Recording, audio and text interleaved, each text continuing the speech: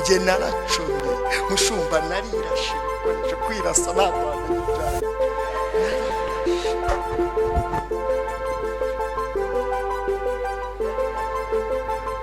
babyita kuroringa wumva ndi gukuramo imbuto kandi iyo umaze gucuma uhita ufata ingendo zawe icyo bita bawusi ese ubwo baba bamaze gucuma ukajya na Babyloni dufata ingendo zawe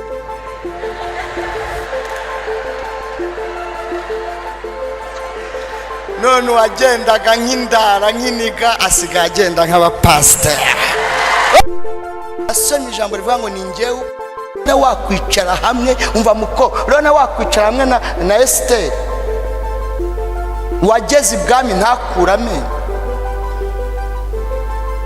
none we tumukura amenyo tumukwe uragenda uyarandamuza muri ko mbabazi ukurandamuza amenyo naza kukwishyuza azakoresha iki dusenge Imana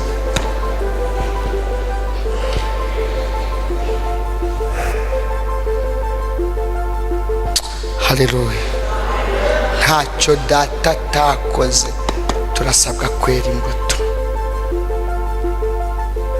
turasabwa kwera imbuto nimuguma muri nge gatanu amagambo yanjye akaguma muri nibwo muzabasha kwera imbuto nyinshi gatandatu ishami ryose ritera imbuto rirahwanyuzwa rigahambirwa rikajugunywa mu muriro kandi hari impamvu rihwanyuzwa nuko rikomeje kubangamira iryera ndakwifuriza ko wakwera imbuto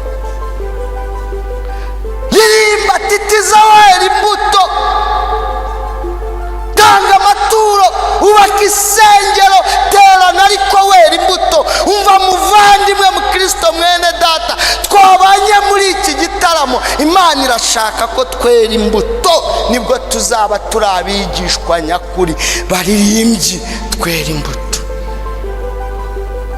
Pawulo aravuga ngo dushobozwa byose na Kristo duha imbaraga niwe uzadushoboza kwera imbuto mu izina rya Yesu amen subu turamubwira dushoboze kuzera twicaye cyangwa duhagurutse yo Imana ibamera umugisha mushumba wacu mwatera intambwe mukigira hino mukadusengera mukatubwira Imana ikadushoboza kwera imbuto kuko imijugujugu n'intosho bimeze nabi igice cyawe cya 15 dusoma umurongo w'umunani dusoma umurongo w'umunani igice cya 15 umurongo w'umunani ugeze mu rugo uhere ku murongo wa mbere ugeze ku murongo wa 17 urasanga ari umugani Yesu yaciye w'umuzabibu n'amashami yawo reka dusome abafite birimeze nk'yanjye ni ku rupapuro rw'111 mu isezerano rishya Yohana 15 umurongo w'umunani haranditse ngo ibyo nibyo byubahisha data nuko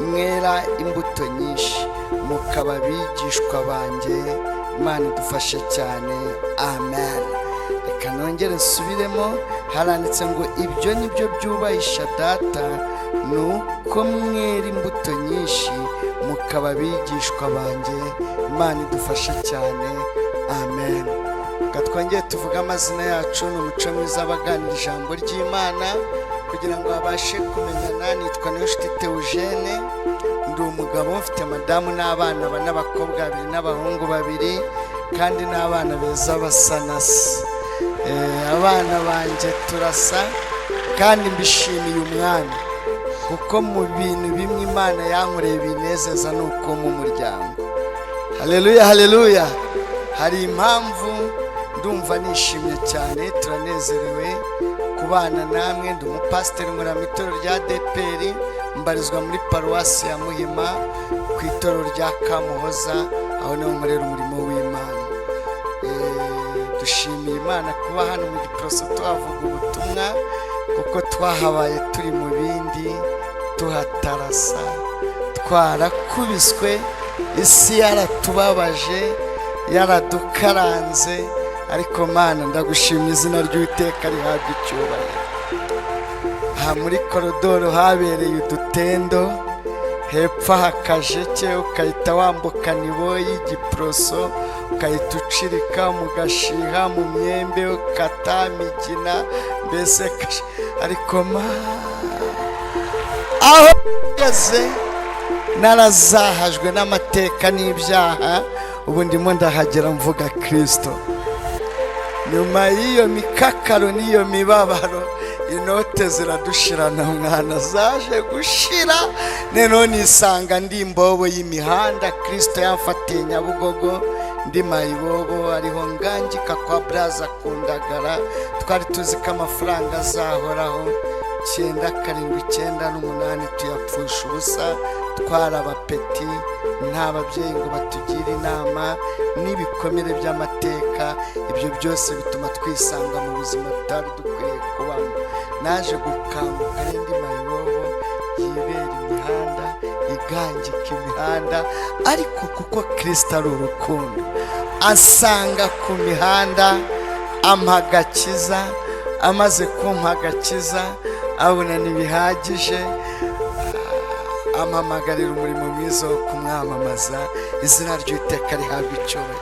Ndumva ari ibyo ngibyo, naho izina ry'ubuzahari ryavuye. Ubundi ni ijambo ryanditse muri Samweli, ngashinga ibuye ryite Benezeri, ngo bisobanurwa ngo yaratuzahuye na bugingo n'ubu. Hazahuka rero uwari warazahaye, kandi kuzahara kurimo uburyo butatu. Hari ukuzahazwa n'amateka, hari ukuzahazwa n'igihe, hari ukuzahazwa n'ibyaha. Shimiye Kristo wanzahuye mu mateka, akankura mu kuzahazwa n'igihe, akankura mu kuzahazwa n'ibyaha. Ubu nkaba ndi icyaremwe gishya, izina ry'Uwiteka rihabwa icyubahiro. Kandi icyo nshimiriye umwami, icyo nshimiriye umwami, waba warize waba utarize, waba urya ifiriti n'amakaroni, undi akubita capati n'ibishyimbo, waba urya impungure, undi akubita voka n'ikijumba, twese dusangiye izina rimwe, twitwa kuba Kristo nk'umwami n'umukiza. Ndabimushimiye ko yanzanye mu muryango w'abana b'Imana, izina ry'Uwiteka rihabwa icyubahiro. Amateka rero ni menshi, ubuhamya ni bwinshi, ubw'Imana itwemereye ko tugera aha. Buriya tuzongera tugaruke, tujye tugenda dukubita, mbese ubuhamya busigaye ari ama episode, kubona aho umuntu ahera ni danje mbese. Ariko reka twiganire ku ijambo ry'Imana. Uyu mwaka Imana yankinguriye imiryango yo kugera mu yandi matorero mvuga ubutumwa. Rero ninaha ndahageze, mperuka ku cyicaro cyanyu Kibagabaga, mperuka Cyangugu kuri diyoseze ya Cyangugu, none ninaha ndahageze we. Ariko uziko byemera, izina ry'Uwiteka rihabwa icyubahiro. Turishimye. Reka tuganire ku ijambo ry'Imana dukoresheje igihe dufite. Dusomye ijambo ry'Imana dusanze mu butumwa bwiza bwa Yesu Kristo bwanditswe na Yohana, igice cya 15 umurongo w'8. Tuhasanga amagambo yavuzwe na Yesu ubwe ku giti cye, aravuga ngo ibyo nibyo byubahisha Data, nuko mwera imbuto nyinshi, mukaba bigishwa banjye, mukaba bigishwa banjye. Ubundi ninjiye mu mateka y'umwanditsi, ndagira ngo nkwibutse kwereye ku gice cya 12 cy'ubu butumwa bwiza bwa Yesu Kristo bwanditswe na Yohana, kugera kuri 21, ni amagambo Yesu yavuze mu minsi ye yanyu. Reka subiremo iki gitabo cyiswe ubutumwa bwiza bwa Yesu Kristo bwanditswe na Yohana, kuva ku gice cya 11 kugeza kuri 20 na 12 kugeza kuri 20. Ni amagambo Yesu yavuze mu minsi ye ya nyuma. Kandi agira ngo mbibutse, mu buzima busanzwe, muri sosiyete, mu miryango tubarizwamo, iyo umusaza yashaje cyangwa mvugo z'iki gihe yarangije urugendo, yapfuye, usanga abantu baje kwitabaro babaza ngo mbese ninde wari uri kumwe na muzehe ashiramo umwuka.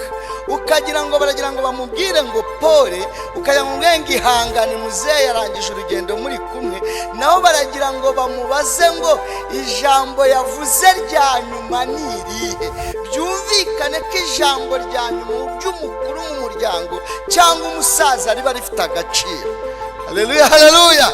Natwe rero muzehe wacu ari we Jesus yagiye avuze. Yesu ashimwe cyane.